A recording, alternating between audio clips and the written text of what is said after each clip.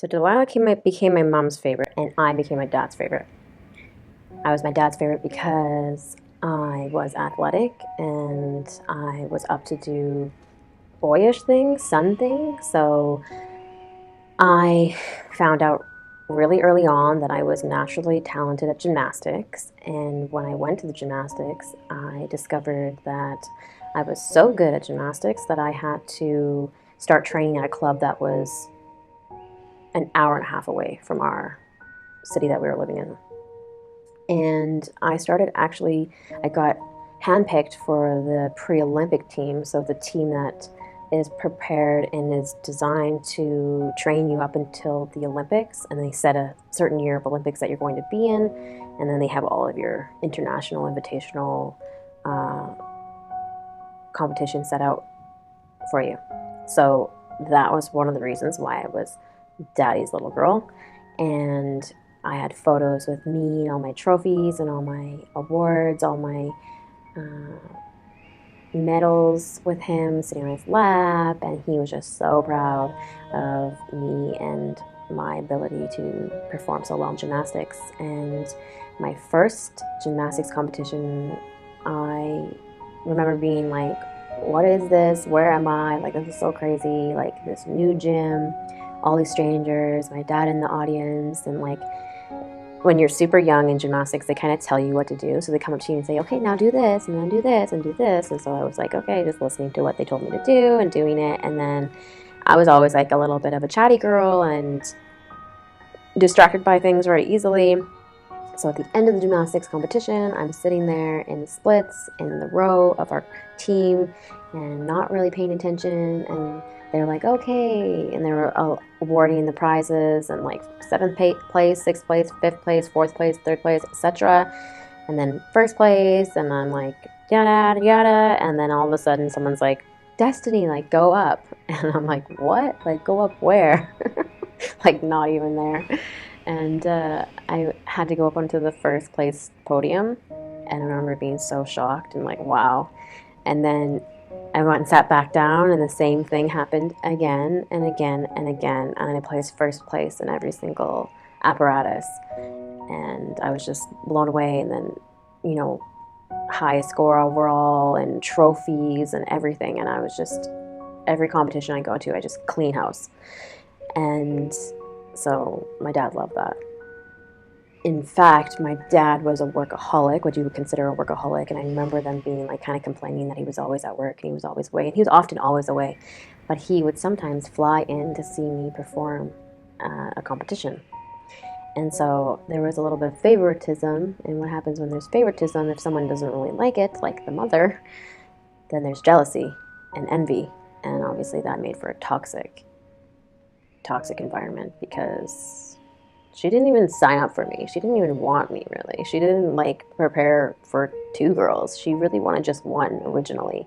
Then it just happened to be that I was part of the package deal, and she was like, oh, I'll do it, okay. And she couldn't handle it. So she didn't really see my gymnastics as a good thing because she got the worst end of the stick, which was she had to take me to gymnastics. When you're a nationally competing gymnast, you are training 4 days a week. I was training 2 days a week at my local club for 2 hours, and then I think it was we would drive an hour and a half. We would miss half a day of school on Fridays, drive an hour and a half to the nearest big city, train for, I want to say it was 3 hours, and then drive an hour and a half back home. And then the next day, Saturday, we would repeat that again. So can you imagine, you know, this little star child coming and taking away the attention of your husband? And I was spending all the time with him because she didn't do anything active, and I did all the active things. And my dad was really active, so like I just filled a void that she couldn't fill because like all she wanted to do was sit around on her chair. And so we just had a blast, and you know, it went beyond gymnastics that our relationship grew. Yes, we would go fishing together, ice fishing together, and normal fishing together, and we would go biking together. We would bike like 40K Like, I don't know, it was crazy. Like, we'd go from one little town to the next little town skating. Like, we would catch leeches together. So we would go down to the local, like, not the local, the nearest creek, and we would put hamburger meat in potato sacks and put it in the water, and then come back, and there would be leeches attached to it, and we would pull the leeches and put them in containers later for fishing. And we thought that was like so much fun. I thought it was so much fun, and I just don't think anyone was really into it. I think like Delilah creeped her out, freaked her out, and obviously like the hike down to the creek and everything wasn't something my mom was like up for doing. So we just really bonded, and I became his, like, what I considered his like favorite and the little star child. And on top of the fact that I became this nationally competing gymnast, I was really good in school. Just school came easily to me as long as I paid attention and put in some effort. I was a kind of grade A kind of student, and then if I was just slacking, I would get like B's, just because I was being lazy or not paying attention, etc., or chatting too much, or just didn't care.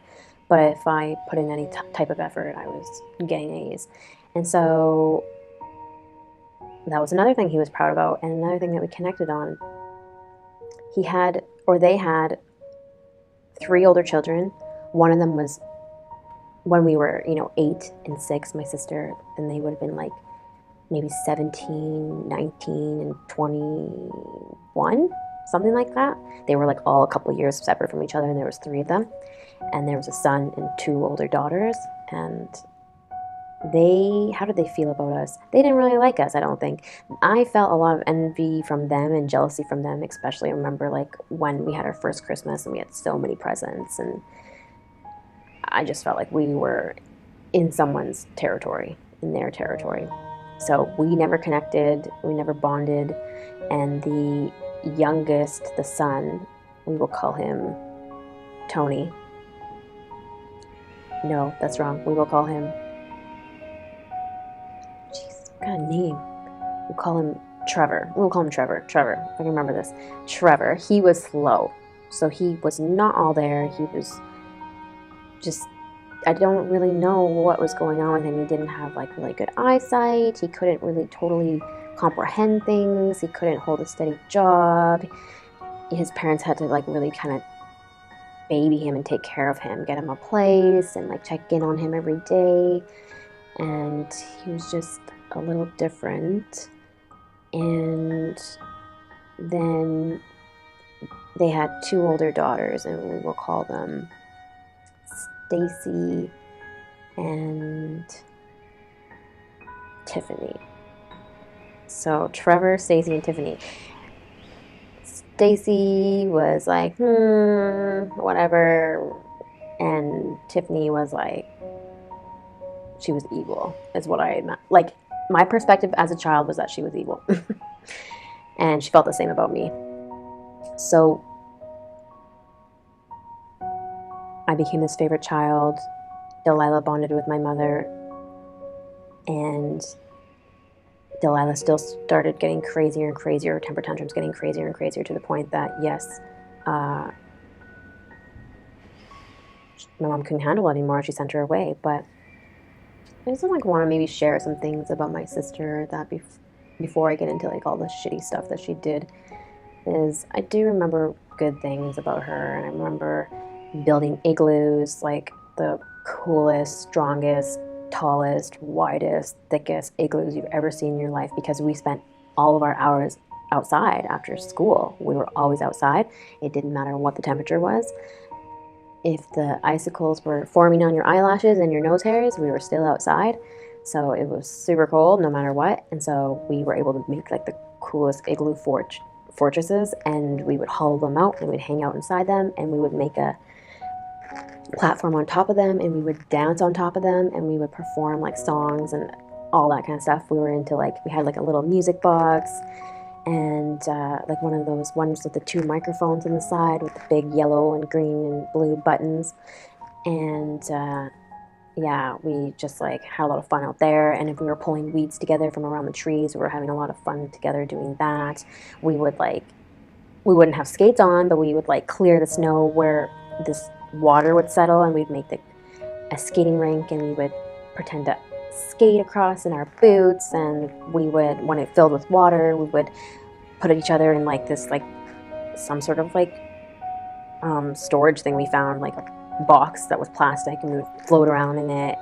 We just had a lot of fun. And aside from the fun, yeah, like it wasn't really that bad. Like our relationship was pretty good. Like there was a point where we were doing so many chores and we felt like our mom didn't love us anymore, and we were like, we're gonna run away.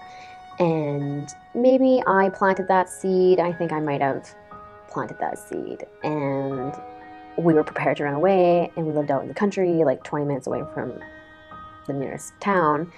And I was like, hey, we'll just get a loaf of bread, and then we'll just, in the middle of the night, we will run away, we'll go out and camp in the forest. And I got in my bed, and I remember all of a sudden, my mom's supposed to come in and say goodnight, I love you. She always came in every night, said, I love you, and kissed us goodnight, and tucked us in bed. So that was a nice thing. And she came in, and she's like, so you're planning on running away? I was like, whoops. My sister decided to just like tell her that we were running away before we ran away. Anyways, so just another reason for her to like be angry at me and be whatever, jealous and envious of me. Well, and pissed off at me. And so I remember, what else do I remember? Okay, there's one more memory.